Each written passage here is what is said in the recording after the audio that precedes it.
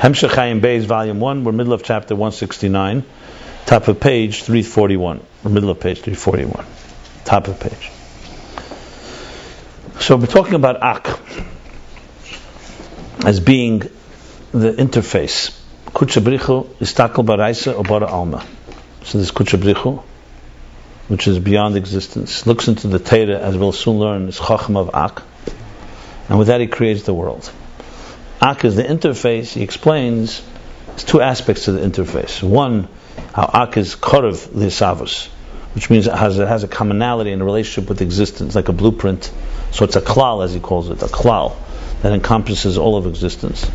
And then there's Pnimius Ak, and that is also introducing the ideas of Ein Sof that are higher than existence. But now we're back to the klal. So in the chapter Kuf Samach, after explaining in the chapter 168 the nature of time and space, physical time and space, spiritual time and space, but bottom line is time and space is ultimately in the domain of existence. Whether it's spiritual or physical, it's about structure. Only in the physical world, it's physical structure. Past, present, and future. Physical spaces.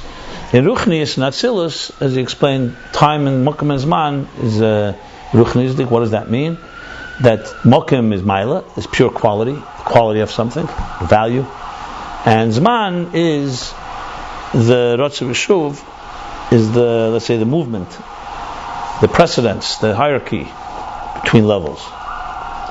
In Biyah, it gets closer to time as we understand it, and in Elam Haz, it's actual past, present, and future.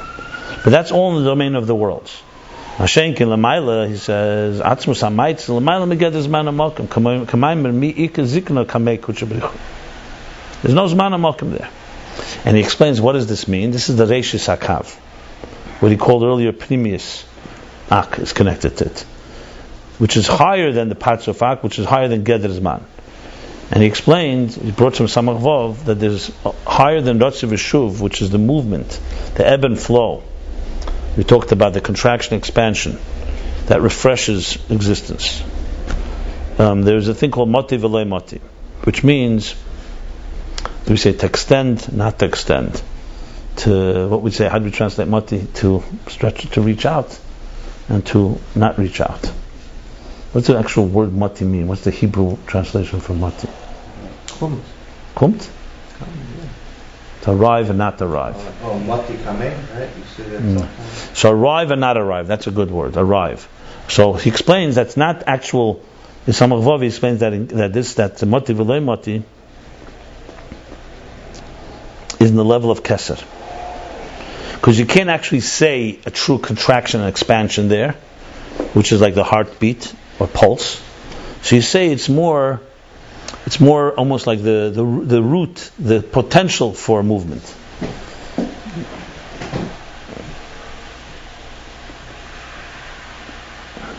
So even Keser is like that for sure. Atik, that's higher than Golgalta Da'ak, that's higher than the crown, than the skull of Ak. The parenthesis he explained, which we discussed at length, that Rotz V'Shuv and Moti L'Moti is only really possible in Chitzenius Keser.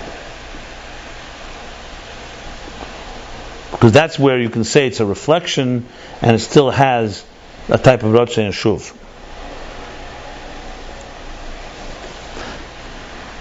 But an Atik, which is beyond, which is really a piece of Atzmus, like he said, Tachtenu Shebamaitzel. It's a Lakus, how God sees existence. Not how there's already an entity, like we spoke about the foreman that's directing the construction project. That one, there's a commonality. There's a back and forth. The foreman has to go back to get his instructions and so on. But Atik, which is a complete agent of the divine, it's just expressing the divine will for creation. Like he says, Atokas Atzmus, and the same thing is Reishis HaKav. They said earlier that's what pierces the Tzimtzum. That reflects the source. There you don't say Moti V'Loi Moti either. There all you can say, in Atzmus you can only say Shuv. As I explained, when something is outside of the source, like is a reflection, so it wants to return to the source. But something that is the source, there's nowhere to go, return to. There's only one place to go, where God sends it. So it's only Shuv. There's no Moti V'Loi Moti. So if that's the case, so we have a problem now. Existence consists of time and space, even spiritual existence. spiritual time and space. The Eibishter kameh mikazikna kameh has no time and space. So how does that work? So he says after the parenthesis,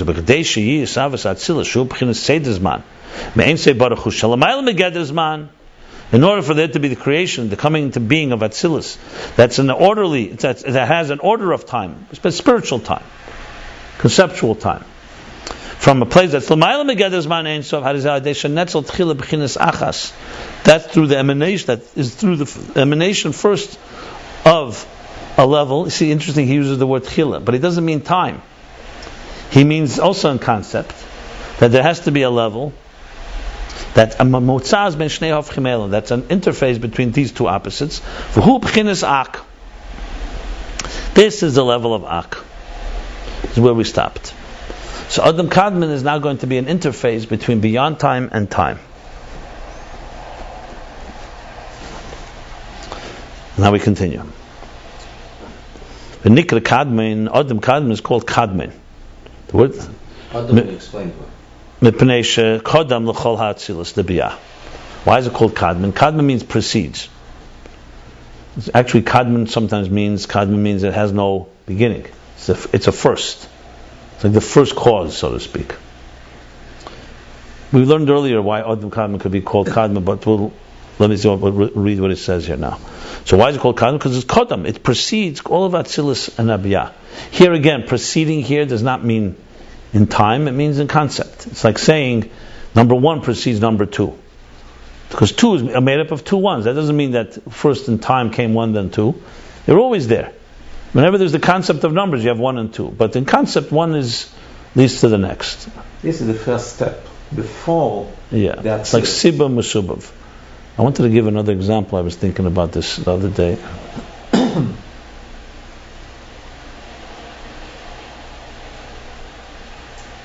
Like in Halacha, the Rogatchover talks about this. In Halacha, when something precedes another thing in Halacha, is because, why is it preceded? Not because it precedes in time, but because it precedes in quality. Like when you defer to someone, let's say in benching, there's all the dinim, who you mechabed, right? With the order of priority, if you have in a room a Kayin Levi Yisrael, or a father and a son, or a teacher and a student, so who comes first? Who served first? All the dinim about precedence. So how does it work? It doesn't work because one of them is older than the other, or one of them is physically bigger. Someone that's in quality is greater than another. That means he precedes the other. So therefore, in our world, in the world of time, it translates into that I do it first with you, and then I go to the second person. But that's not because the time is what counts. It's because there's qualitative precedence. Okay. But it's saying the Lamed. You say Ak is Kodem Cholatzilus. It's saying the Lamed. What does this mean? That's what he's qualifying. That it precedes in quality. That it precedes in quality and in the level. When there's the Chola Elamis to all existence, to all the worlds. Because Ak is not a Metzias Dover, so think of it like a seed. So in our physical world, a seed is an earlier stage, and then it buds, blossoms, and grows into a tree. But if you took away time, a seed precedes the tree because in quality, it's a qualitative precedence. In this case, it's not yet Metzias. The world hasn't yet become an existence yet. It's still like a blueprint. In Ak. That's what he's saying here. Like it said written in Eitz Chaim, the Ak, Nikra Ein Sof B'Hashala. That Ak is called Ein Sof B'Hashala. The word Hashala means a borrowed term. In other words, it's not Ein Sof Mamish. It's Ein Sof in like a B'Mushem HaMushal, meaning a borrowed Ein Sof. This is an expression used also in Halacha. Sometimes the thing is, this is what it is. Something is similar to it. It has, in other words, a similarity to Ein Sof. Other places he brings, like for example, Mayim She'ein Lem Sof. So the din by Aguna, right? Someone, if a husband tragically gets lost at sea, in a yam, not a lake, or not, so the din is that he's probably alive. He must have come out somewhere. We didn't see it because Mayim She'ein Lem Sof. Mayim is a very large body. Now everyone knows Mayim doesn't have. You can't say it Ein Sof. It's literally Ein Sof. It may be 100 miles, 1,000 miles, 10,000 miles, but it has an end. But because in our world we can't see the other side, so it's Ein Sof B'Hashala. Means it has an Ein Sof dimension to it in our perspective. It's basically relative Ein Sof. You can't call it Ein Sof Amiti. That's the din, because I heard someone once say that because Mayim Shein Lo Sof, you have to say he died because it's a long, big water. He must have died, must have got lost at sea. But that's not the din. I think it's that he came out somewhere else.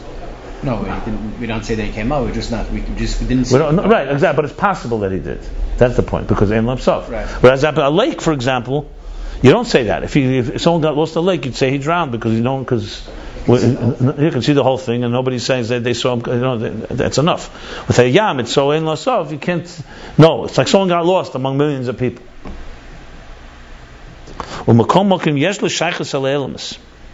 There's all in the parentheses.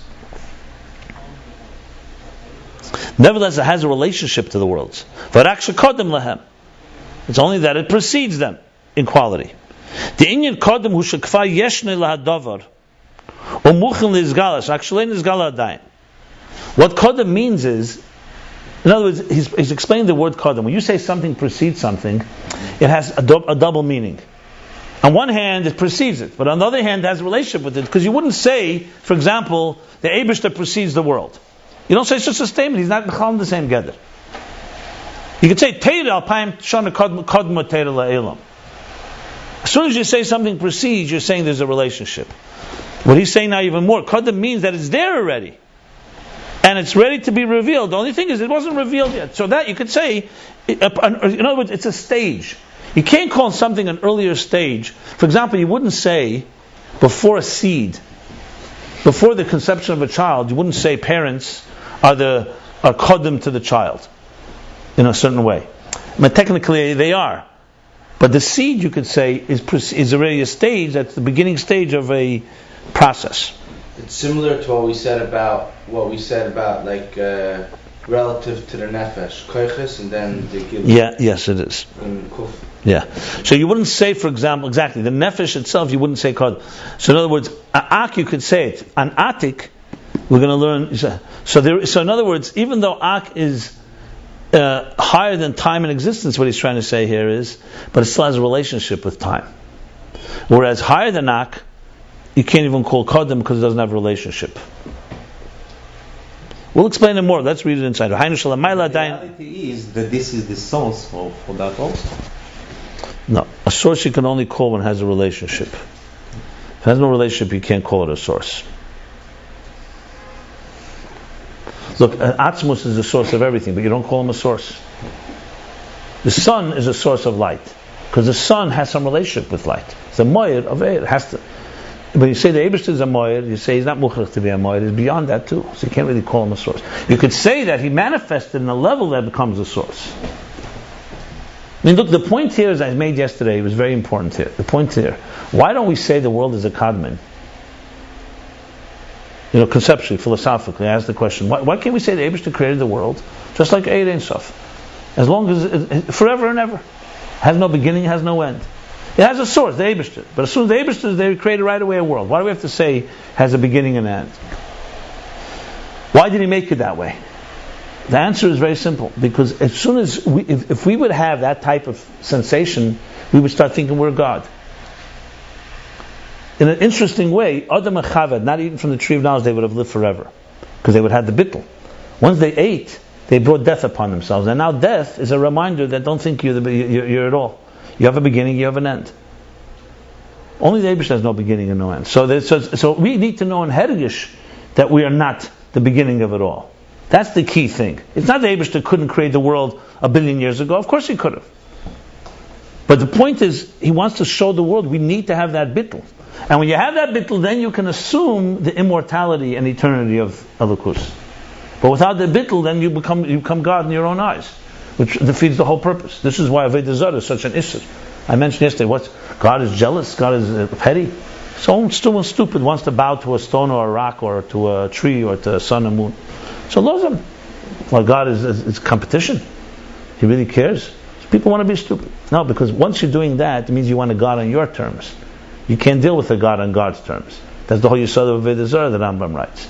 You want something you can see, something you relate to. In other words, you're really worshiping yourself. An extension of your perception of what God should look like. So really, that's the underlines the whole purpose. If it's self-worship, then the whole Torah falls apart. Then it's me again. It's all about me. The whole idea of as a God, it's not about you. There's something greater. When you have that bittul, then you can become an extension of what that's great. That's what Eir is. Eir has that. That's why he's called Eir Kiyum Atzmi. Because Eir never senses anything independent. There's no such thing as independence in the world of Eir. Now the Eibishter wanted a world with a yesh like us that feels independent, and we should have our seichel to come to understand the truth. What's a Rebbe? A Rebbe is embodiment of bittul in a Guf Gashmi, if you ask me. What is he doing for us? Well, he's a role model, first of all. Secondly, Neshama Klovis. He gives Mamshich that concept.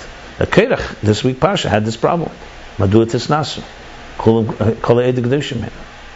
The answer is, yes, he was right. It says, Atim Tili Mamlechas Keim V'Gei Kodesh, not just Moshe and Aaron. He was right, the Rebbe explains, he's right that everyone's Kadeshim him. But the problem is, we live in a material world. Number one, we don't know we're Kadeshim, and number two, we don't feel it. We have an ego. See, Kerech's problem was he thought that Moshe as a leader is a yesh. Because he thought if I'd be a leader, he wanted leadership for self-fulfillment. He didn't have the Moshe, Anav Makol Adam, Lo Yish Dvarim Anechi, the bittul. That's the key. The only right that Moshe has to be a leader is because he's bottled Talakus, not because he's a great guy. Since he's bottled, he's not a stira. He's a transparent channel, which allows us to become also transparent channels. That's how I would. That's the basic yesod what a Rebbe is. The Rebbe is charismatic, blue eyes, has qualities. He embodies bittul. And then that's it. And therefore, when you touch him, you touch bittul, and that causes you to have bittul. Simple as that. The bittul to the Rebbe is not to the Rebbe, it's the bittul to Lukus. The Rebbe is the embodiment of that. So the Rebbe was basically put there, the union of Rebbe, to help bring bittul into. That's basically what it comes down to. That's exactly so. That's Moshe Rabbeinu's role. Because by ourselves, we don't. Very tough to. We can do it. We're mundane creatures. We have our own interests, and so on. The same reason why the Eibishter sent Moshe. He could have taken Jews out of Mitzrayim without Moshe. Could have given them the Torah without Moshe. He could have gave them. He could have taken them into Eretz Yisrael. Yeah. You need a Isha Lakim. You need someone that you need a Mamutza. You need someone that's like us, but not like us. A body, but Yeah. Because question is today, what's going on? Okay, so the Rebbe is part of our lives. And that's the bottom line. It says after Shimshon Agiber died, there was Vatishki Tarz al Baim Shana, 40 years. The effect of him was still there. 40 years. But you're already thinking about after 40, right? What happens after 40? No. It's a little. Look, you guys are part of the future panel, taking care of the future. I'm trying to take care of the present. I'm not worried about the future. It's not my business. It's the Rebbe. The Rebbe is getting an Eitzah. The Rebbe created Chabad. Yeah, I go by the Rebbe's letter in Tov Shin Yud Aleph, when he wrote to someone wrote to the Rebbe as Oven Rebbe, Val Ibnish Vasvet Zayin. This reads Vasvet Zayin. So the Rebbe said Vasvet Zayin. It's the Rebbe writes at the end of the letter. It's the größere Sache, was gewesen ist. Haben wir größeren Rebbe. Und vernehmen mit them. So to me, that's as simple as that. There's bigger things I don't know. Vasvet Zayin, no one gave me the job to Vasvet Zayin. My job is to do what we were told to do, and do it right, and do the best you can, and that's it, Vasvet Zayin. And the Rebbe can design kind of chesed. And it's not like when the Rebbe was Mekabel Nesias, he answered Vasvet Zayin. The Rebbe did, like he says in the Maimon, Bos Lagani, he did what the Rebbe was Beis Nefesh for Chassidus. The Rebbe is not going to not become a Rebbe because it was not comfortable for him, which it wasn't. He had to put aside his own, like what do they say about it? They put aside their Askanim Eske B'Tzarech Tzibur, the Lashon. They put aside their interests, and they have to do what has to be done. You can see clearly the Rebbe's Aces in the Maimon. He speaks. The Daf is done. That's it. So that's the Rebbe's biggest act of commitment. No. The Rebbe by nature was an introvert. But Talmud Chacham, the Rebbe was into learning. He wasn't interested in Askanis and Hamza Tamid, a whole bunch of, Chaim Porken mit A whole bunch of us. a bunch of Einkennen sich mit a bunch of whatever you want to call it. Okay.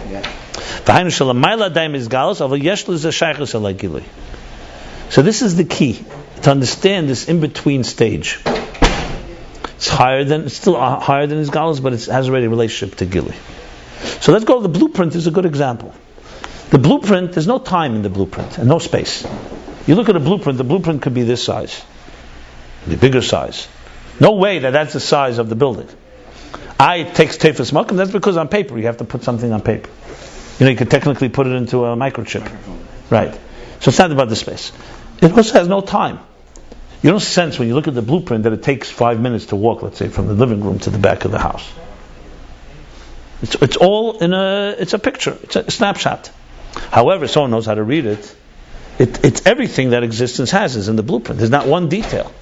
The measurements, the height, the weight, the length, the size. Everything is in the blueprint. But in the blueprint, so what is the blueprint? The blueprint, before the blueprint, you can't call Kodem. That's what he's saying. But it doesn't have you can't call it in relationship with time and space. Here, you could say it's a relationship because it's basically, it has everything that will come, but it just didn't come out yet, Begoli. When you start seeing the buildings built, then you start seeing parameters as we know them, first spiritual parameters, and then physical parameters. Now, the question is how to understand Ak, and Atzilus, and Asiya Gashmis. So Ak would be the blueprint. Atzilus would already be a spiritual structure that doesn't have physical time and space, but it has a chokhmah that's identifiable. Has a bina. They have a relationship. There's Ratzin Shuv. There's Gedima V'ichur. There's Man Malkim Ruchni, as he explained. I think the blueprint actually works very well as an example here. What were you saying? I was just wondering that the blueprint, you can't tell what kind of moldings there's in the house, the chandelier and all that. Okay, that's fine. Maybe there's another blueprint for that. That's why I didn't ask it again. Yeah. With Ak, you'd probably say the details are also there somewhere. There's a remozim to that. In a deeper level. Yeah, a real blueprint it's true because you could bring then an interior designer that does that. Yeah. But if it's a true blueprint, the Eibishter's blueprint, even that's going to be there. Even how the leaf turns over. Yeah. It's more concentrated. That's all. That's the whole Lashkara practice. Yeshivas. I was going to say now, Din Yedua the Ak, because it's known that Ak is called Machshava HaGduma. Again, Gduma. The preceding thought, the primordial thought. Machshava HaGduma. Gduma. Balzan Nemar, Seifa Umabit at Seif Kol HaDeiris. And this we say, Seifa Umabit, he gazes and sees till the end of all generations. The kulam niskarim b'skirachas, and they're all appear there. Skira is like one image, one vision, one vision, like one snapshot. Niskarim is a verb and skira is a noun. But niskarim, they're all like not gazed upon. They're all visualized. No, there's a word I want to say. Visualized would be the word. Scanned. Kulam niskarim, yeah. They all appear. We say it in the tefillah. We say. What do we say in the tefillah? We say Rosh Hashanah Kippur. The. Sefer. We say Masana Teikif that he sees all the sheep. He sees them all. It's like someone standing on a mountain and sees the whole picture, everything going by him. But the sight is superficial. It's almost like a film, seeing the whole film. Yeah, this is a penetrating vision. It doesn't go into that here, but kol niskarim b'skirachas. The kol mash nesava be'ilmus. Because everything that's created in the world, hakol ola b'machshava zu. Everything arose in this thought. Rak she'en sham b'b'chinas built in mitzias nikeres naklal. Only thing is that they're in a form that they're not yet distinguishable. They're not yet distinct and recognizable. V'zeu shenikra machshava. And this is meaning that, and this is what it means that it's called machshava. Shemeir al zeh she'en b'chinas. What's the lashon? No, this is Hakel Goli. Yeah. That's what we just quoted. And we have also have the lashon hakol tzofri, barashus nesuna hakol tzofri. That's why it's called machshava gduma. Because machshava, as opposed to dibur, speaking, thought, a maisa, right, that's not in a state of mitzias.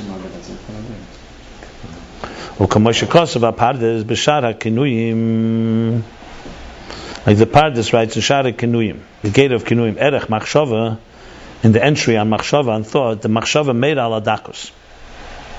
Now Machshava, the word Machshava indicates on something that is subtle, sublime, ethereal. Ke'ein begeshem yesed dak Machshava. That's the lashon in the Pardes. Because in the physical world, there's nothing more subtle than Machshava. As an example, in other words, if you want an example of an expression, thought, what's thought? Speech, you hear the words. You can record them. They have particular sounds. Writing or anything in Maisa is for sure tangible. Machshava is nothing more yeshadak for Machshava in Geshem. Valshem, yes? But it's still Geshem because you come on the brain waves. Valshem zeh nikra tzilus nekuda machshavis. This is all the Pardes, and that's why Atzilus is called Nachude Machshavis, a thought, a point of thought, a thoughtful point. Yeah. But not thoughtful as in a thoughtful, meaning a thought, a pointed in thought. He's also trying to say how condensed it is. No, he's talking now about not being a Metzias. That's what he's saying. Laharis ala dakus. To indicate, that's not dense. Dakus is subtlety. To show on its subtlety, like he just said, it's not yet a mitzias. This he brought from the Pardes on Atzilus actually. So for same thing as Ak, even more so obviously. Nikra machshava gduma. Same thing I could call machshava gduma, the primordial thought. Shu machshava klolis, I'll call mashanisava, because it's the all-encompassing thought of everything that's been created. This is all Hitzani stuff. Yeah. Now there's a second interpretation of Ak. This is one. It's a machshava klolis. The Moka Machem Avur, elsewhere it's explained, the Ak is not even that state. The Ak Ubchin is Heskim, Shelamayla Gam Machshava. The Ak is only at Heskim. If you recall, remember he learned two types of levels of Rotzen. One is you actually have a desire for something. So I want to have a building. And then I envision in my mind everything that will be in this structure. That's the first interpretation. Heskim is you don't necessarily have yet defined what you want. But you've had a debate: should I do it? Should I not? And you came to the decision. You know what? I'm going to do it. But like he said earlier, it can take years till you actually begin to implement it. But you made the decision. So Heskim is far earlier stage inside this nefesh, where you just said, "Yeah, it's a good idea." That's called a Heskim. So this is chapter Nun, I believe. No, he says over here Samachov. Oh, he brings a chapter. Oh, yeah, you're right. 1 second. For some reason, I said Nun. Okay, let's see Samachov. A moment. Yeah. There was 2 levels of yes. Samachov. Yeah.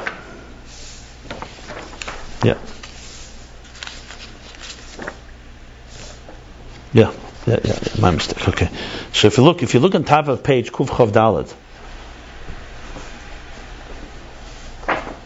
No, I'm sorry, not the top of page Kuf Daled. Sorry. Top of page Kuf Chav Beis, I want to say. Line 5. Achu b'chinas Heskim v'hechlet b'vad lo b'chinas Rotzim Mamish v'yochel limshach kama shanim ad she'yisei b'rotzim v'tshukah mamish.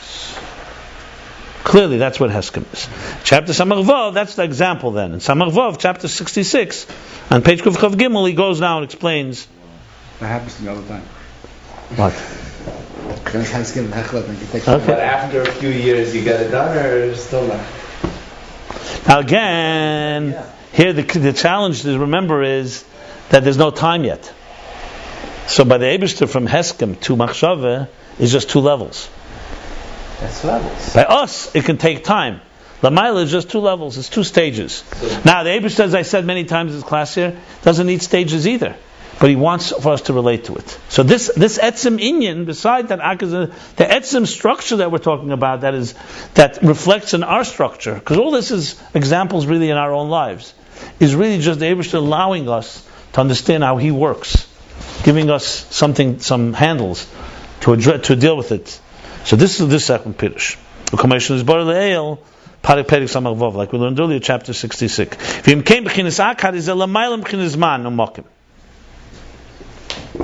So first interpretation, Ak is a little closer to existence. It's already the thought that encompasses all the details.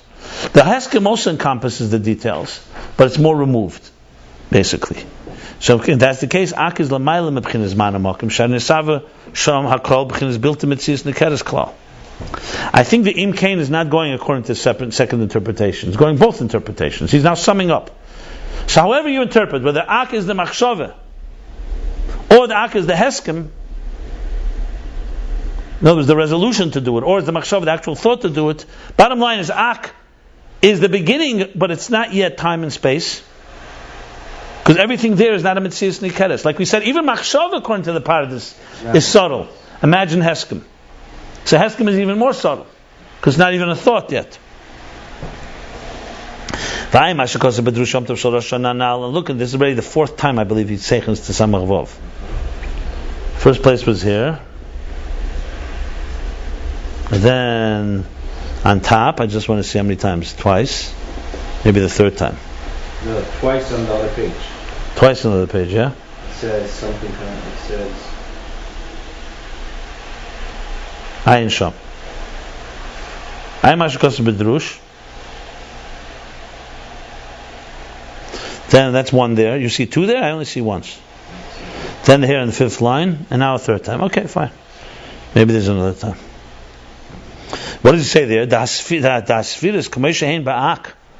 the spheres, the way they are in Adam Kadmon, v'chein kol mashinim tzibchinas Ak.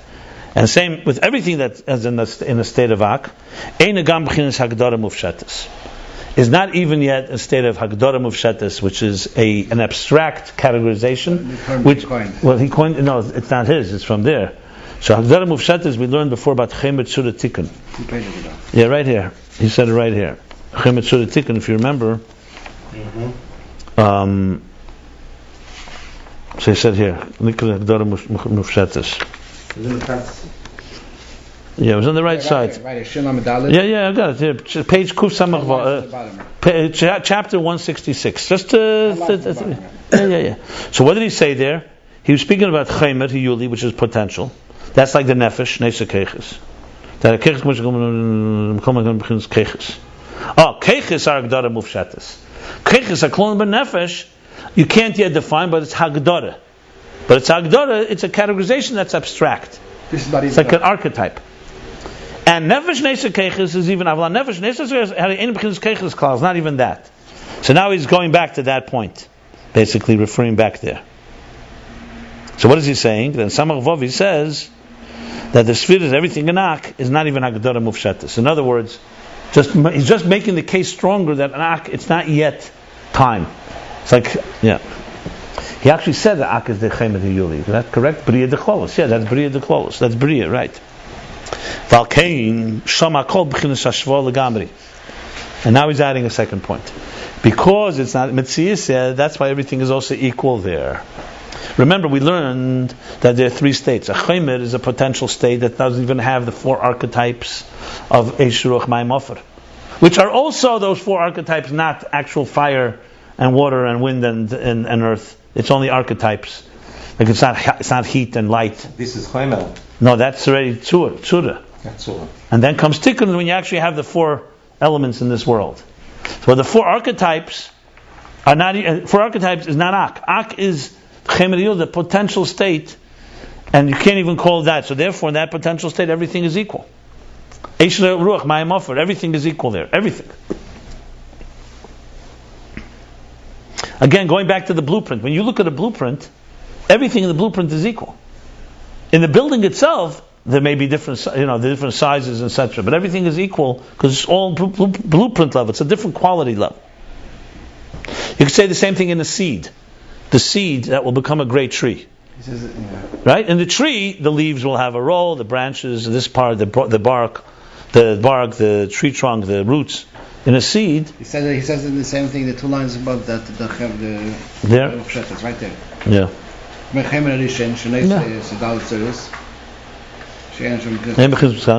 then he says it's all b'hashva. Yeah, and then I think akol b'hashva leibchinis mitzias. Yeah. This is the beginning of the discussion of Ak is Adam. He's going back. He's finishing this discussion that Ak encompasses everything, but in this type of form. So number 1, there's no makim, because makim means hagdara. What's makim? Quality. And there's no such thing as chachma is one quality, bin is another. They're all equal. So you can't call it makim.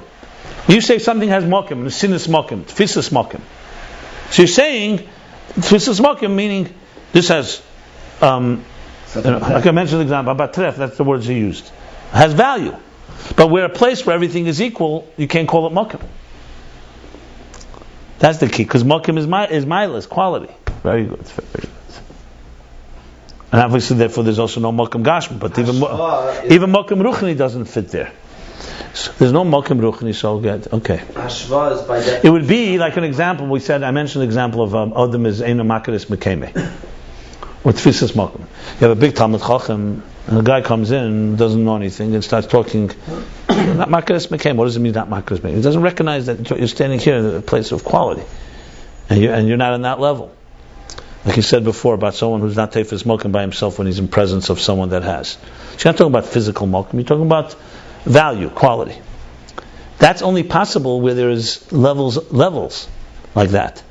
If, for example, in God's mind, He wants to have l'sheichem shiftechem t'cheteve etzecha v'shev memecha, His mind, He wants Kain Levi Yisrael, He wants Anashim Shutim and Talmid Chachamim. It's all part of the plan. In the blueprint, there's not such a thing as makris mekame, not makris mekame. Everything, kol yesh le makom. What was the lashon he brought from Pirkei Avos? She'en dover, she'en le. What's the lashon exactly? En lechadover, she'en le makom. There's no such thing. Ezu chacham alem in the kol adam. So that doesn't mean there's no hierarchy. Kerach, for example, was focusing on everyone's equal. What he was missing was the Eibishter wants a structure because we need it for the different reasons we spoke about. But there is an element that everybody's equal. Because everything is necessary in the big plan. So to say that everything God wants everybody in the plan doesn't mean we shouldn't have covered for a Talmud Chacham, because I'm also necessary. It's not a contradiction. I'm just trying to explain it in more practical terms. But there's a level, Machshava Gedum Medak, where the turning of a leaf is as important as the biggest activity that anybody ever did. It's a very good example. Let's say, let's take in a computer program. Is there one dot more important than another? You could have trillions of lines, billions of lines of code. Take out one dot, the whole thing won't work. You may take out a whole section of the code. If it's not so vital, it may work. So we don't measure it in quantity. It's quality. Yet, you're not going to say that every part of the program is as equally important as the other part. Because there are parts that are very vital for, let's say, the function. But that's already when you're talking on the functional level. Taking a human being, you have 75 trillion cells. Everyone will say the brain and the heart are the most dominant organs. Without them, everything else doesn't function. But one cell, God forbid, becomes a mutation in the edge of your toe, tip of your toe, and it can cause the whole machine to go. So there's an element where there's hashva, and when we say life, like what do we say by malikot lekula, malikot lepalga? There's no such thing as a half-life. It's not like, oh, I don't care, my little finger is hurting. No, the whole body is affected. That's on the qualitative level. Then, when you talk in the structure of Eir Pnimi, you'd say, yeah, bottom line is, the brain has a role that's far more vital organ than, let's say, a toe. God forbid, a toe you could amputate. A brain you can't. Etc., etc. But that doesn't take away from the equal. I think in some places the Chassidus talks about the neshama, that the same neshama can give life to Eig Melech HaBosh and to Atinik Shenelet. Yeah. Because from B'china of neshama, life force, you're not going to say there's more life in your brain than it is in your toe. The life force is equal. I'm alive. Chai Neishes Atzmi means the whole entity is alive. To say, God forbid, that life goes only till a certain part and the rest is not, You can't divide it into, it's like etzem shetevis bechelke tevis bekuli. That doesn't mean, however, there isn't another dimension where structure is vital. So Ak is focusing on that equality element, and Atzilus and the lower worlds is talking more on the structural element. I think the blueprint, it goes back to be an excellent example. The blueprint, it's all there. Like we say, Yaakov Esav Amurim B'Parsha. In Amurim B'Parsha, Yaakov and Esav are equal. They're both in the Torah. It's when they come into Metzias Eilam, this one is Ishtam Yeshua and this one is Ishmael Chama. But in the Torah, they both have an element of Kedusha that's equal. Like it says, what the Rambam says by the daughter of Esav, Bnei Esav, the Lashon there, he says, then I say for Torah, Aches Leighton Timna is a Shema Yisrael. Even though someone says Shema Yisrael is a Ika B'Teira, yeah, but in the Pratim, Shema Yisrael is a Yisod, and Aches Leighton Timna is not. But they talk about the Kedusha Satera, the Klal. In other words, you have to talk with Klal and Pram. I mean, you can bring a lot of halachic examples for this. A lot is missing over there. It's the same as if the lot is missing. Exactly. Yeah, but at the same time, it doesn't mean the Shema Yisrael is not a greater. Yeah, it really depends on what Vumeret, but it's not just Vumeret. One is talking on the seed level, the blueprint level, and one is talking on the practical implementation. We're going to learn this, by the way. Terech Suva, Terech Suma, the different days. Yeah. But this what they said, the Yaakov Esav Amurim Pasha, that's from the Rebbe. I heard him in there when he said that Rashi says what means what the addition Hamurim B'Parsha. Nobody understands that, right? Yeah, what's he saying? It'll tell this. No, but Parsha they say it because he's just saying, because it doesn't say the names. So he says, it'll tell this. The whole Parsha, Hamurim B'Parsha. But Rashi says the love is. Yeah, same thing. Yeah, same thing. The Rebbe has a lot of beauty. The Rebbe has made it. So the Rebbe's beer up in Primius is that Hamurim B'Parsha. That based on Hamurim B'Parsha is Sound of Esav. Yeah, for sure. You can learn Heiros from him. Keirach too. The Hilik is the Keirach. Who said that, by the way? I was searching it. I see that the Chezim Levlun said it, and also Menachem Mendel Kotz. They were both Levim. Chezim Levlun was a Horowitz, so that's for sure. He was, and probably a Levi. But also the Kotzker was a Levi. Well, the Kotzker said that he's the sheep. He's from the sheep of Yaakov Avinu. He said a lot of things like this. He's a sheep. First of all, one of his great grandmothers could have been a Levi also. Who? Same. Yeah, but I think I'm just saying. The Chezim Levlun, they say. For some reason, I used to think that not the Shpoler Zayda would say it also. No, that's the Shpoler Zayd. He's the Zayd. The Tushtam Shpoler Zayd. Yeah, the Kiddush. The Rebbe's Kiddush says the Leib Soros. He said is the same. Yes. He had to have a later change then. I don't know, by Fabringen he said that. Did he say that? Yeah, for sure. Lama Gimel, I think. Pesach. It's the same person? He says, yeah, we can zog. I don't know if there's. I never brought some chocha. About who? Say Leib Soros and the Shpoler Zayd is the same person. Did the Rebbe change? I don't know. Maybe. I heard something that the word Rebbe. What was the Shpoler Zayd's name? Oh. What was the Shpoler Zayd's name? Yehuda Leib. So Leib. So he was Leib. But there's a question. So are you Leib or Yehuda Leib? Why do they call him the Shpoler Zayd? Is there a name? Because he had a fight. I heard he had a fight with Nachman. So he tied that Nachman was too young. So but good, but Nachman tied that he was too old. So they called him the Zayda. Why Shpoler? What's Shpoler? No, yeah, because the Baal Shem Tov put his hand on him and he said, Baal Shem Tov put his hand on him by his wrist, and he said, ich bin ein Poshtel Yid, Baal Shem Tov soll. Ich weiß noch, was steht im Pasuk, warum sagen? Es gibt eine Seide, ist der Engel, das soll sein eine Seide, aber gelacht, wir haben es halt nicht verkehrt, nicht verstanden, was die Baal Shem Tov meint. Yeah, shame. But Shpal is a place, no? Yeah. Yeah. The Rebbe says there's a video where the Rebbe says the Nigum from Shpoler Zayd. Oh no, it says Shpoler. The Rebbe said the Shpoler. It's all singing the Shpoler. What? So Yale didn't know what he's talking about. So the Rebbe said Shpoler Zayd. The Rebbe said the Nigum from Shpoler. Shpoler. He didn't say Nigum even. He says it's all singing the Shpoler. No, but I'm saying, but he said it's all singing Shpoler, and the Rebbe said Shpoler Zayd. And he started singing Hop Kazak because it was my simit. Okay. Anyway, let's continue here. As a descendant of him, I can't go to Ummah. But you've gone. No. Well, I thought more as a chassid from them. Why? But I heard some. I don't know. Okay, let's continue. Let's continue. They don't mix in. But derech klal, that's not healthy in general. He sent it on Nachman and Breslov. He had a plan to go to Sol Nachman, so the Spol said to send Shluchim to tell him, don't go, because on my Esrog I don't see that he will be in our Sol this year. They have different ISIS people. Okay, so let's continue. So number one, there's no mokim. There's also no k'dima v'yichur. So things don't have particular qualities, and there's also no, as I said, siba mesubav or k'dima v'yichur, as in what he said before about. Could you give him a mashal for that? 1 and 2 is a mashal. 1 plus 1 is 2, leads us to know that 2 plus 2 is 4.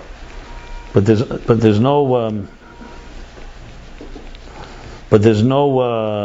They both can exist at the same time. It's just that in concept, A comes before B. Any type of geometrical proof or any type of logical proof, it's not that the one is actually came before the other, but in logic, the Rebbe brings example, seichel, tziba mesubav. This idea leads to this idea. Hakol godel milachelik is a klal. That the whole is more than the part.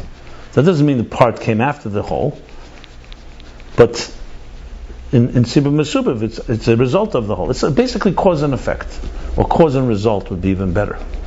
So cause and result, they both can exist simultaneously, but one is leading to the other. In our time, it may be with time. That's why I mentioned before in Ruchnius, if a Rav is Kedem LaTalmid, we know for sure that Rav could even be younger than the Talmud. It's not about time. A father is to be honored by his children not because he's older than them, it's because he gave birth to them. Life came through him. Technically in Ruchnius, the Av and Ben could be in the same time. They both exist in the same time. There's no time there. But still, one Chachma and Bina is another example. Chachma and Bina are netzel at the same time, but Bina is a result of Chachma. So that's what it means. It's conceptual press hierarchy, basically.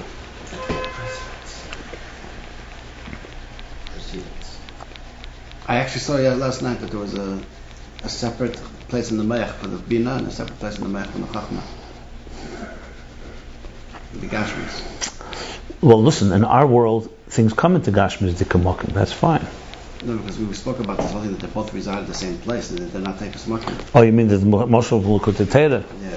Well, actually, he didn't bring Chachma and Bina, interestingly. Right. I thought about that. What about the 4 bullets? Those also right. take up different... No, it could be No, they don't. Because they're happening they're happening in one shot. The point, what he says there in the L'Kutei Torah, the expression there, if you remember, is, that's why we learned it inside. When a person wants, let's say right now, I take a stone and I throw it. So there's a bunch of things happening all simultaneously. It's not 3 different. It's the desire to do so, the plan. That's what he said. Yes, technically, you could find different different neurons shooting, being charged for each step of the way. But Pel Mamish, it's still in the same area. Or writing, when you write something. Writing is even better, because when you write something, so can you distinguish between the seichel and the actual letters? So obviously the seichel started here, but now you're getting it down here. But right now, as I'm writing an idea, there's a bunch of things happening simultaneously that are in one place. At the end of the day, even if you could show different, it's a good enough example to what he wants to demonstrate. Because it's not really location difference. It's not like a whole bunch of differences. I mentioned also technology you can even use. You can have the same area, you can have a bunch of bandwidth, which has room for all kinds of airwaves. And right now in this room, how many light waves and airwaves and sound waves are here? X-rays, atoms, gamma rays, all that. At the end of the day, it was l'karav el seichel. Remember, it's trying to bring it closer to seichel. It's not a perfect. You can start dissecting and spalt nahar and say it's not exact yet, but it definitely gives us a better sense Remember, the whole thing is how do you understand that everything exists, whole Seder Shtalshelus exists in one area. So it helps us understand Edelkeit, basically. It's trying to understand that something is not a Megushim, like, in Megushim they're thinking, you're here, I'm here, and that's it. We can't be in the same space. And the Edel are thinking, yeah, we could be. Is it perfect? Obviously, until Ak or even higher, it's not mamish. But then the day, even Atzilus, Chachma and Bina are different place, like we're learning in Ruchnius. This is about that the whole Seder Shalosh is happening at every second and every place, right? Yeah. We didn't teach you that in this. Yeah, but you have to learn it the other way. I said yesterday, to give a karav el aseichel, I said the best way to think about it is not from perspective. I gave a whole talk yesterday about this. You can't think from perspective of our time and place. You have to think from above. Before there was time and space as we know it, there was once Achdus, complete Achdus. Then God wanted... It's not physical Zman. Huh? The fall is in a level. There's no... Right, exactly. No, but there's no physical Zman altogether. Think of a reality where there's no time and space. So there's Achdus Apshuta, who then wants to have... He desires... The artist has infinite possibilities, wants one possibility. It's called 10 spheres. What emerges then? All it is in his desire that he wants 10. There's no time, there's no space, but there is the concept of structure. There's no 10, it's just a concept. So now when you start bringing it down, then becomes spiritual time and space. Until you add the physical element, and then we have past, present, and future. Until. The problem... It's not time, right? No, it's not. That's what I'm saying. Don't think in terms of time. Think of it that Achdus Apshuta desires now... But isn't there that says that the reason why Hashem created the world only 5,700 years ago is because it took so long for the Seder Shtalshelus to manifest? Eitz Chaim, he says that. Right. Yeah, I wrote a whole pilpul on this, what that means. Because it takes time? It took so much time. What does it mean? So I give you a whole. I'm actually looking for it because it's relevant to this discussion. And I'm still not clear about There are three answers given. I'll give you just briefly because it is relevant. There are three answers given to the question why God did not create the world earlier. And I'll just give you my one of it in a moment. The first answer we know is from the Maggid. He answers that Zman itself is Anivra. So V'mela, there's no question before. There was no before. This itself is a creation. It created time, so you can't ask before. That's one answer. Another answer is given. Isn't that clear? So I'm in the middle of talking. So why am I talking about it? I'm going to explain. The second answer given is Eitz Chaim, what you just said. That because such a long Seder Shtalshelus, a long, extensive Seder Shtalshelus, it takes time till it comes into being. Yeah. And the third answer, I think from Amunis V'Deis, from the Rasag, Tzemach Tzedek brings this in Sefer Achida, is Kach Ol B'Ritzeinei Shenivre Be'esh Ratzel Livris. That's what he chose. And the question is not a legitimate question. That's what he wanted. Simple as that. There's no question. What do you mean? Why? What's your, based on what is your question? That's what he wants. So if you think Bechitzenius, all these answers, they all seem odd. So the Eitz Chaim Mamish, because you could always ask, what do you mean? So begin the process earlier, so it happened earlier. What does it mean? It takes so long. When did you begin? Like someone say, it took me so long, that's why I'm here. It took me, you know the one with the Shmuel Munkes. His wife sent him out to go buy milk. It's the same story about Chem Tashkenta. Yeah. It's a Gilgal. So, the Shmuel Munkes, what happened? The whole story went to the Alter Rebbe, so verkocht sich in Chassidus, in Davening, vergessen the ganze Meise.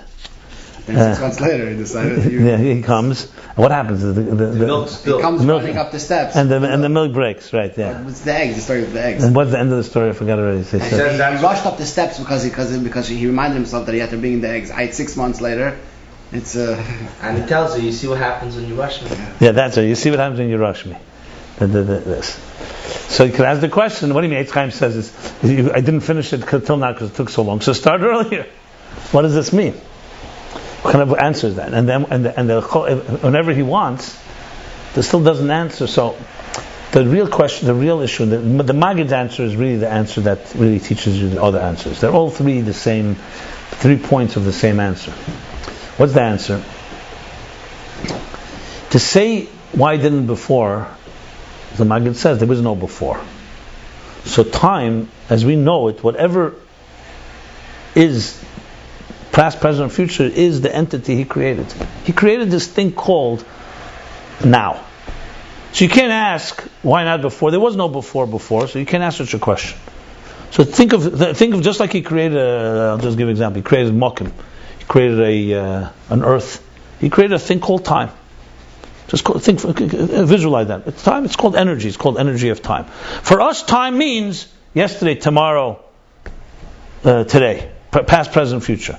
But from God's point of view, it's just another entity that He created. And the entity has parameters. Just like space has parameters. You can say, what's outside of the space? The answer is there's nothing outside of the space. Because there's no space outside of the space. Space is a creation. He created space. Space, by definition, means there's a beginning and an end. And you can say, and what's before the beginning? Before the beginning is no space. It's easier to imagine that. So, for example, let's say Earth. If you went with the spaceship far, far, far, there's no such thing as endless. We probably understand like a sphere. It would be like going on the Earth. You'd keep going in a circle. You're never going to get to a place where you suddenly go, oh, I suddenly pierce the curtain, and now I'm into no space. There's no such thing. Because space has an inherent limitation. You can't go outside of space. Same thing, you can't go outside of time. So the question, however, the next question is... this is the question of the Eitz Chaim. So the question is, but why didn't He make the parameters larger? Why is it Shitafishni, not 60,000 years? The same God could have also chosen, we're also the same thing. Why the parameters? And that's what the answer is. He says that it took so much time. It doesn't mean it took so much time. That's the structure He wanted. That's what He's answering. He's not answering that it took time to get from Atzilus to Asiyah. That is what He wants. He says, what are you looking for? It was not on purpose. Yeah. No, what the Eitz Chaim is saying, that is what He wanted. He wanted a structure that takes all these steps. In other words, the Eitz Chaim is saying, I'm just retranslating it, that God wanted 6 spheres, not 10 spheres. Or not, I shouldn't say that. He wanted 10 spheres, not 12. He wanted 6 midas, not 20 midas. 6 midas is what He's saying, it results in 6 days or 6,000 years. That's what the Eitz Chaim is saying, it took time. That is the structure that He wanted. So that's what He's saying. It took time from here to here. It doesn't mean it took time. It means that's the structure. The same answer 6. as Oliver Turner. The question is why Tak is 6 and not 10? Comes the answer, because that's all about it saying 6. That you can't ask. Since He wanted a structure of 6, that's why it's going to be 6 days or 6,000 years. That's how I understand the 3 answers. The point is, the key to this is you can't think in terms of our time and space. You have to begin. I think the easiest way to understand it is you have to think outside of time and space. Anyway, I gave a long talk about this yesterday. Yesterday or 2 days ago? The last couple of days. Yeah. An example I gave was... Doesn't make it any easier. I didn't say it makes... No, but it does if you start thinking about it like that. No, I'm saying... Because the whole point of this is to make us think differently. Why is all this discussion? Discussion is not just the Pupula Balma. He wants you not to think about time and space the way we usually think. I'll give you an example. I said this yesterday at length, I'll just repeat it. We live in the here and now. That's where most people live their lives. Instant gratification, spontaneous, here and now. What do I need right now? How many people think about the big picture? Very few people. Comes Torah and says, Ezu Chacham Areis Anelad, Ma'ayin Basa, Da Ma'ayin Basa. That you have to think not just about your immediate needs. That when you stretch out your hand and give someone tzedakah, it's 1 split second. But in 1 split second you can change the world forever. So look at magical moments in our lives. They all happen in 1 second. A birth of a child, a marriage, a simcha. It didn't take years. Every special thing happens in time. But that 1 second, someone say to you, is that 1 second? They say it's 1 second, but it's forever. So right there you have L'mayla Mizman and Zman. So our question is, are we going to be bound by the Hagbolas of Zman and just say, you know what, another moment passed, another moment died? Or Avram Zokin Baba Yomim, what does it mean? Every day became forever. We can talk about Avram today. He's not here Begashmis, but his life lives on. Because he lived a meaningful life. He lived a life where he filled, Baba Yom, the Zohar says, he filled the days with the Ruchnius, and Ruchnius is forever. So that's what it really comes down to. So you say 1 second, but it's still 1 second. Yeah, it's 1 second from our narrow perspective, but it's not 1 second in Lamaila. Lamaila, that 1 second is now forever, and even here is forever. That's the point, that time has potential to be forever. The problem is it's us is the problem. We see time, right now, what can I do? I can't do anything. I'm resigned. Tomorrow I'll die. 10 years from now I'll die. That type of attitude. Look at the Rebbe, didn't live like that. Every second is forever. You can change the world in a second. You don't think in terms. So it really comes down, are you bound by time and space in your mind and therefore you become essentially a victim of it? Or you sanctify time. What do we? Kedushas Hazman. The whole thing Mekadosh Yisrael v'Hazmanim. Shabbat, Mekadosh v'Kaima. What's Kedushas Hazman? What does it mean? It means you're taking limited time that everybody for time, once it passed, and you're Mekadosh it forever. You're connecting Kedusha, Ruchnius, Nitzchius to a moment. That's the point. So, the whole point here, this is not just an analysis of time and spiritual time. It's coming to tell you, don't think of time in your narrow way. A moment is a moment here, but it's not a moment there. There it's a level, it's energy. What are you going to do with this energy that just came your second right now? Are you going to use it for something and that can help people and change the world, and then that second never dies? It dies in the calendar. Yeah, it's no more so-called, it's not here right now. Or, once you tap the energy is forever. Where's that energy coming from? That energy is L'mayla Mizman. I'm just giving you a way of identifying. So the whole point is, it's not as complicated as you think it is. It's complicated when you trapped in thinking through time and space. The whole point is not to think like that. When we say, Teira Machzeres al Achsanya Shalei, Gimel Deiros. So what does that mean?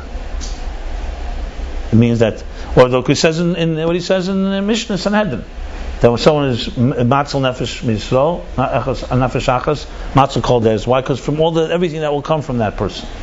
And the same thing, the opposite.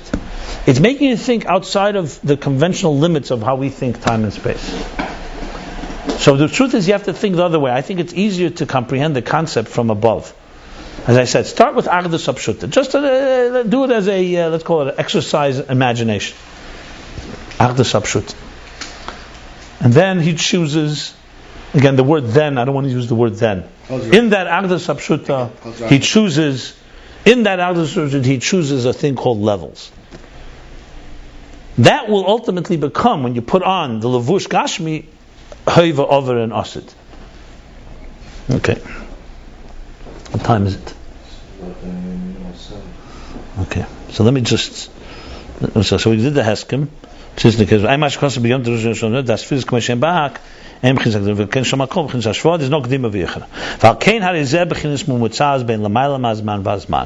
And that's why Ak is an interface, is a state of interface, a level that is an interface between higher than Zman and Zman, above time, beyond time, and time.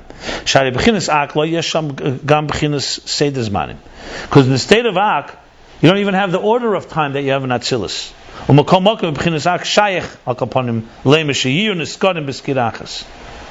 And nevertheless, in Ak, it's possible to say that it should be Niskadim. What do we say Niskadim?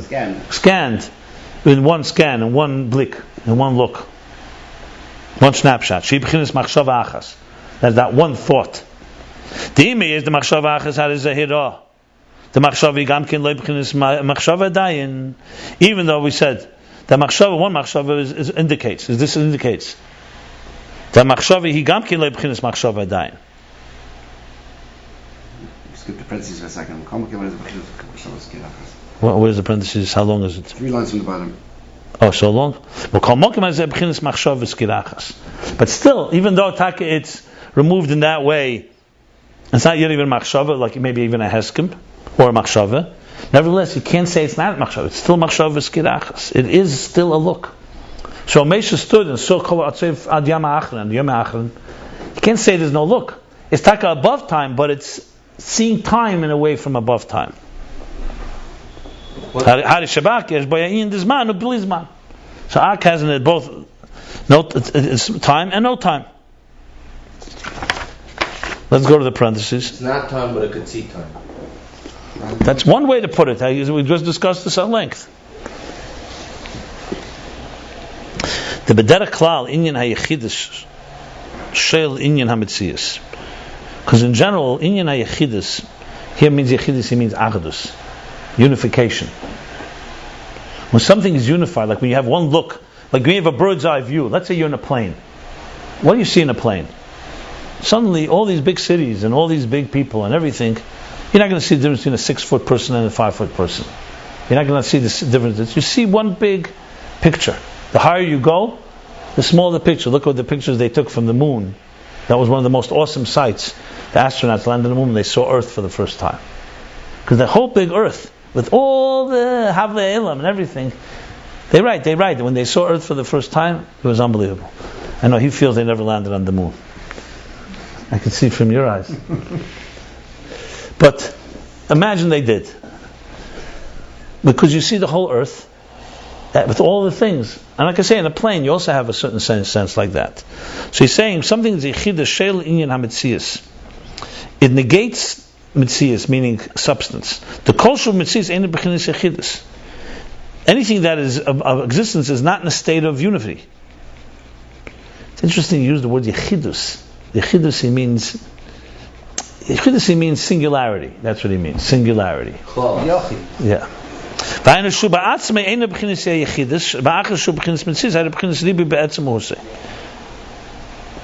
that in itself, it's not in a state of unification because it's a metzius. Therefore, it's ribui be'etzem husei. In the fundamental core personality, it's in a state of ribui, of many. Or kamo yesh li rav. When by Yesov, he says yesh li rav. I have much. Yesh li rav. I have much. That's metzius. That's someone that is defined by substance. Al kein omer yesh li rav. That's why he says I have so much. Or kamo ki rabo ki godla.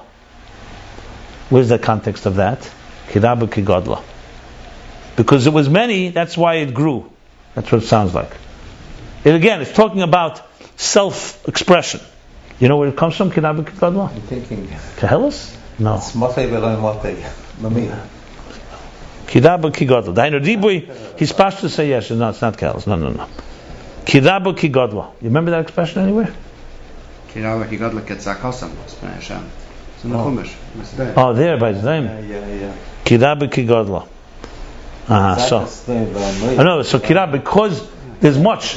So saying much is all about metzius. In other words, this idea of having a lot. Even you could say in this world, someone says, "I have a lot." By us, it's a quality. In the world of unity, it's a flaw. It's a liability, because you're in a state of singularity. What do you mean you have a lot? A lot means that you're a metzius, and that metzius and multiplicity and plurality rather go hand in hand. Bittul, yechidus is not. Kiraba kigodla. So how does the Taijir Kiraba Kigodla? Once it says Kiraba, Katosam Kiraba, and then it says another time it says Kigodla Tzakosam. That's both terms. Okay, there must be some. The Hainu Ribui is Pashtus Hayeshes. Yeah, it means a Ribui, an abundance of expression of Yeshes, of self. The Kolshu B'chinas Metzias Dover Ari B'chinas Ribui is Pashtus. Everything that's a metzius, that's of substance, is in a state of ribui, is a state of plurality and extension. And singularity negates this. So from this we see that singularity and metzius are contradictory, are antithetical to one another.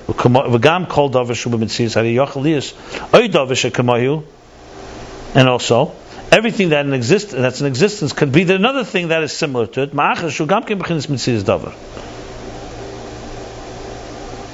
So he's basically saying some metzius right away indicates that there's a possibility of other things. Like for example, yochid b'deireh, an individual, a unique individual in a generation. So what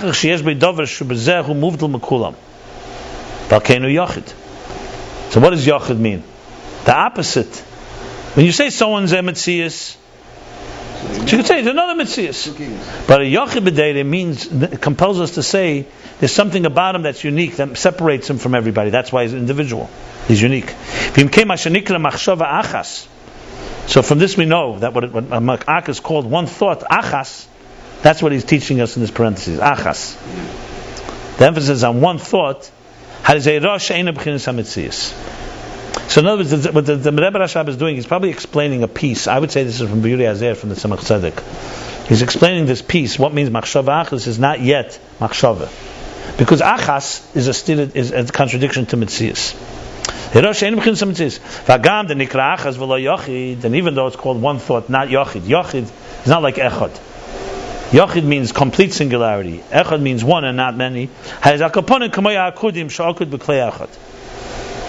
It's at least the way it is in Akudim, where all the energies are bound in one keli, echad. The Mavur HaPirish Bezet explained, the Pirish is explained in Echad, Shakeli hi b'chinas echad. We learned this before also. That the keli is in a state of oneness, Kolshken Shukem b'chinas ak. So he's saying it's true. It may not be achas mamish, but it's definitely a state of echad, of unity. And then he continues, even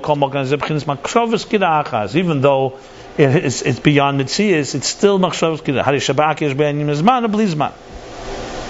Shari ef sheshem b'chinas hazman klal. You can't say in Ak there's no time at all. Shari u'makom b'chinas kida achas. If you're saying that he is able to see all the generations and all the details, you have to say that it has some relationship with it. It's just not that it's not in time, meaning it's not even in the level of Kedimu Yichu. You can't talk about actual levels or any hierarchy, but you can't say there's absolutely no relationship. V'gam ein b'chinas hazman. Same time, it's also not in the state of Zman. Shari HaSkalos Shabayu Shein Sham b'chinas built mitzias Shein Hu Shein Sham b'chinas built mitzias legamri. Because the connection, the interconnectivity in Ak, on the other hand, everything is there without a mitzias. Ein Shaykh Sham Gedima v'Yichur. You can't talk about before, after. You can't talk about this quality, that quality. So Ak is becoming a very interesting picture here. It's like a snapshot of it all, but it's not bound by it. And this is the meaning that Ak is the beginning of creation. In his Baralel, because we discussed earlier, Sheyesh Ba'ak Beis Inyanim. That in Ak there's two things. Remember, we learned that Ak is not just like I spoke about Rosh Hashanah. It's not just the beginning of creation. It's also the head that encompasses all creation. Akudim is a step in the process, but it doesn't have the klal element. So Havahainu she'ena rak tchilas eisavos levad. Ak is not just the beginning of creation alone. It's also kimu b'chinas kelelos. It's also an encompassing state. Shekol, like a seed. A seed is not just the beginning of what will come from it. The seed encompasses everything that will come from it.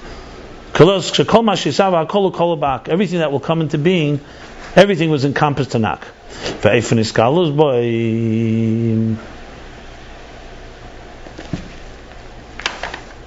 He's now summing up Ak. So this is what Ak means, that encompasses everything. It encompasses time and space.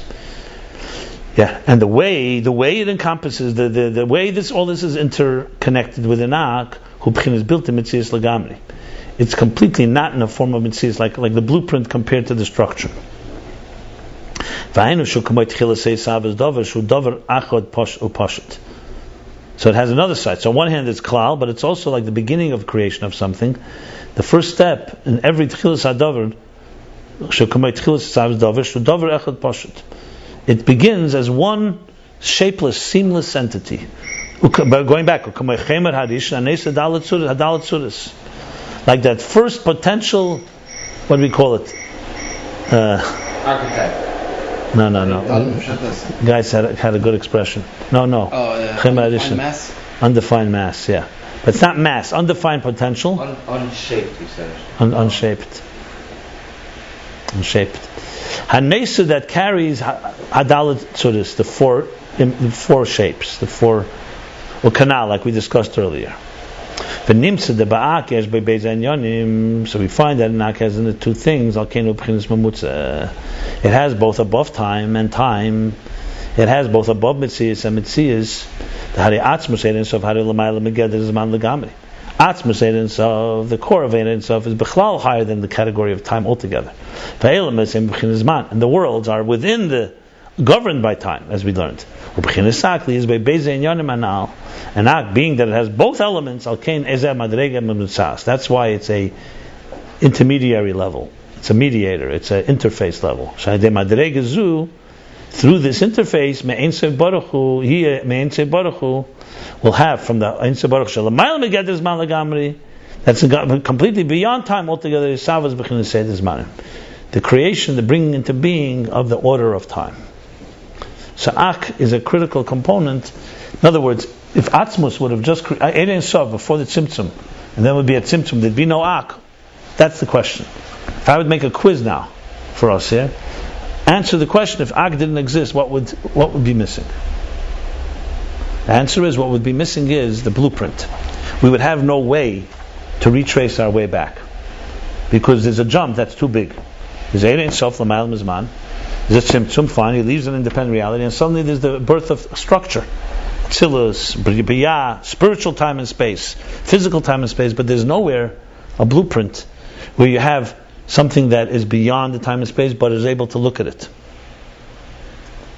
It would be like saying, go back to the boss building a construction, you don't have a foreman who's heading a certain department. So what's missing? Why do you need to have a head of a department? Why not just have one boss and then workers? Because there's thousands of workers, a lot of jobs to be done. You need someone that you can connect to in our terms. So Ak is at that type of interface. What would be the challenge is how to find the nafkamina in personal life. In our personal lives, if there was no Ak, what's missing? In other words, what is Ak in relationships, in marriage, in our children, in our work, you talk about the vision of, it's a Heskim. The bigger picture vision. Yeah, because listen, on the other hand, if you only have Ak, as you said, you have either Heskim and Machshava, but you don't have Dibur and Mais. You don't have action. So Ak is Ak is the engine room. Ak is a central engine room that's critical in any process. That you have to take the whole beyond any structure, vision, and turn it into some blueprint. Someone say, I want to change the world. Very nice. Tell me how. Someone say, I have much energy inside of me. I'm ready to do anything. Ak is where you say, let's define it at least in some overarching terms. Okay. We'll stop here. We also find that there is man l'mayla, like Yesh Baga Bekever, and we find, like it says Moshe Rabbeinu is already in 3,000 years learning Torah. And we do find illusions when it comes to time, even when in spiritual worlds. You're asking a question based on what he said earlier. Remember, in Biyah, there is like even the Malach relates to time. Right. Remember, I spoke. You weren't here yesterday, were you? No.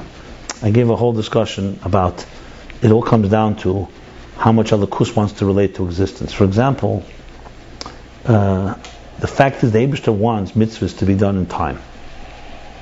He doesn't say you can do Krishma anytime you like. Ayla Maila, there's no time. Then there's mitzvahs that are mamish mitzvah shazman grama, and then there are mitzvahs that are tmidis.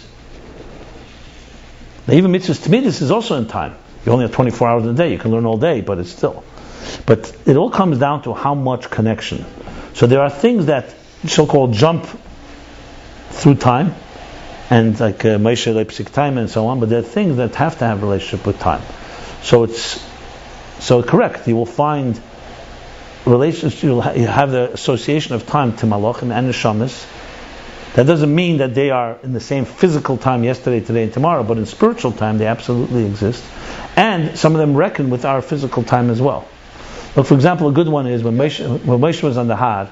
So when he heard them say Baruch, he knew it was day, right? When he heard them say Kodesh, he knew it was what was the we say in the Bar Mitzvah Maimer. Yeah, is Laila. So for him, it was Baruch and Kodesh. So, but there is some connection to him and Laila. They say that when the Alter Rebbe was in prison, he knew what time it was based on the Tzirufim. My point is there is a relationship with time, and sometimes the relationship is a very strong one. So I think, like we say, for example, Yesh Boga B'Kever, or we say that we say the Yotzeit continues, the years continue, is because means there's a relationship between them and our time as well. Besides them being in a spiritual time place. Yeah. Okay. It's part of the picture. Remember, at the end of the day, we want interface between all the levels.